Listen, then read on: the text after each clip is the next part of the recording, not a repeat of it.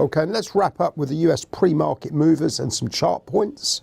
Okay, well, we stay in tech and software initially for the first of the pre-market movers. Oracle Corp, ORCL, US, the ticker there, down around 6.3%.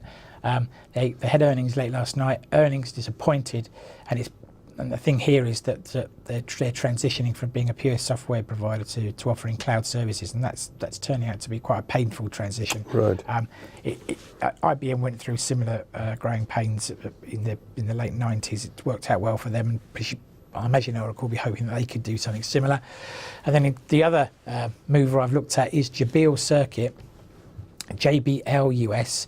They're down almost 7.5%. They posted weak Q3 revenues. They're on a slightly different earnings cycle to most other US companies. Worse than that, though, they offered downbeat guidance going forwards. And for anyone who's in any doubt what they do, they're a specialist electronics manufacturer. So, as I say, down 7.5%, albeit.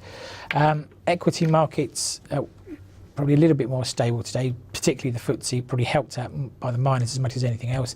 So in terms of our downside level in FTSE, we're now looking at 66.50. For the upside, we've gone for 67.10. The DAX has been a bit more volatile, as is often the case, but 10,805 now on the downside and 10,960 the level to look for the upside. I love to tighten these ranges up, but it's just so volatile, it's very difficult to do that.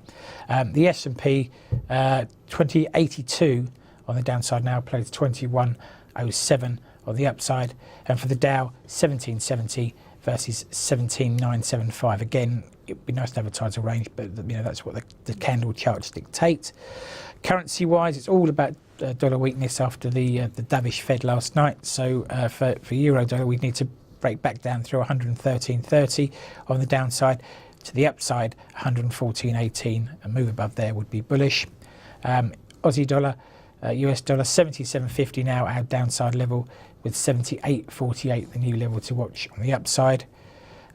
Dollar yen has probably been one of the bigger movers, so we're talking now about 121.67, so 2 or 3 big figures lower as our downside level in dollar yen, with a move above 123.15, the must break level on the upside. And then cable going from strength to strength, 158.58 on the downside, and we need to see a move through 159.35 to the upside, but I think that could have already been taken out, and then we'd be looking at 160.00 and levels above there. Well, I think that would be 8 winning sessions on the bounce.